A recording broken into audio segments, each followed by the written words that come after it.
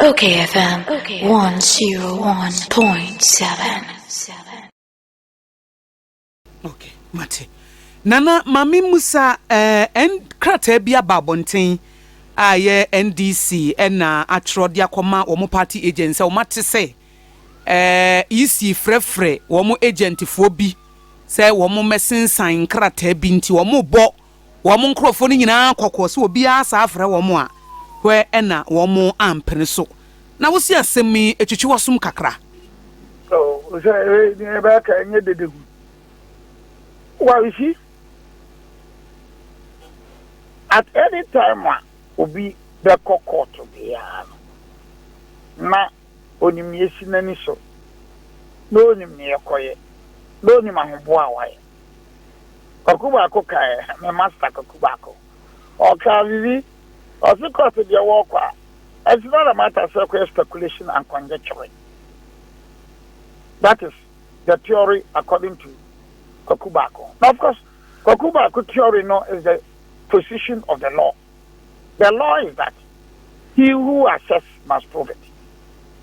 Now, so Kokoko to say, Batuaba, Batuabano, Nka, Menesim di, Manim Kunim, Bibiam Kuyi, 87 Fufro, 7 Tremo, Wodiako.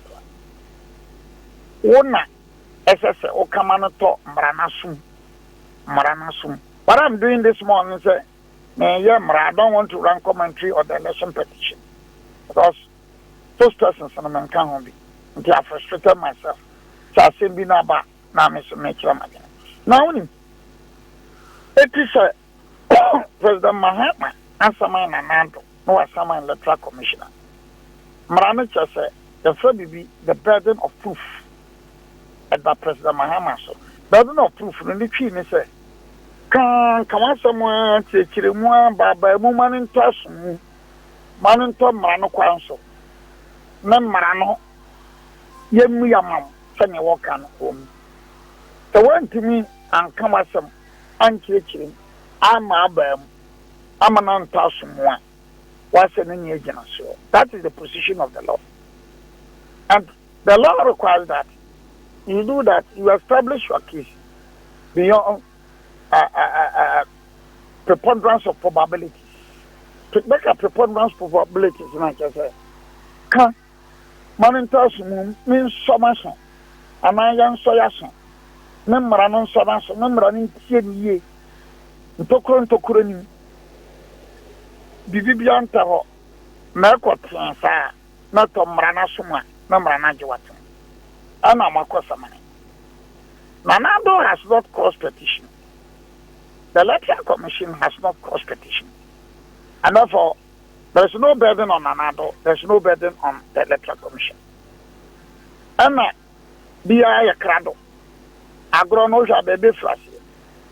After the owner say, hey, sir, easy fre NDC for Mama Sankrat idea. Because you see, at the time I will become the presumption, I say, why your name? Meanwhile, quite a crowd that's a fellow with the statement. Okay, the easy, so time and lawyers and I prepare the defense now. No, soon whom character obedience one. Okay, as an another, so lawyers the prepare the defense now. Now, the name character baby, so crabby, I prepare one more. Witness statement, never winning. It is as I said, nobody say, you have to say, easy, or friend, this is phobia, Sabamess and Sankratedi. Now, and this in Biaman, Mera, oh, ye did the wound, oh, ye did the wound, we are attention seeker. We are attention seeker because, third, you know, but Bruno. By now, no, ye see the witness statement to crowd prepare you. Nanado, what preparing the President Mahama, nobody can convince me, say, on prepare, be a filing on file, what prepare we. After all, you see the Korean case. Oh, now the easy cocotte. President Mahama, the easy cocotte. You see the man, I didn't use it. Yes, you probably as a look. No crime, a poor man filing a witness statement. Men file defense crime. Oh, no, what the other, because in all cases, you know. The law says so person would defend their file away. Because you see the fact that in law, the fact that EC fails to file a defense and state witness statement, the fact that Nanado fails to file a defense and witness statement doesn't mean, sir, automatically President Mahama petition manage. That is the position of the law. That is the position of the law. Because the petitioner is supposed to establish his case beyond preponderance of probabilities. That is the law. If you're unable to establish your case beyond preponderance of probabilities, notwithstanding the first about liberal defense, and no interest in baby open. So I'm not going to say, and I give you signature B, but because John Masson signature, I draw my signature, I put on my sign, and it's from the moment of some credit. It was President Mahama who went to the courtroom. It was the President Mahama who first mounted the action. The presumption is a wabwabwa in your man. You shall fall in defense. Manado fall in defense. Presumption is a wabwabwa in your man. Now, I can tell you, sir, looking at some stage in a case in the corner, meaning President Mahama or preparing witness statement. Only say be on file. Nanado, or my omodia, you say on the. It is other than Hununa, if it's a free anchor, or ya, or Detroit, or cancel too easy for Faso Benos. Then I didn't know that the members of Ghana. I didn't know Basochina, but not of you, my young shake. The Benya did not Cacasa, and never to my cassette. As a young, I did because over MPP, but a winning Babacasa. Over president na Casa Mafua, but a spokesperson. Over President Mahama, but a spokesperson. Over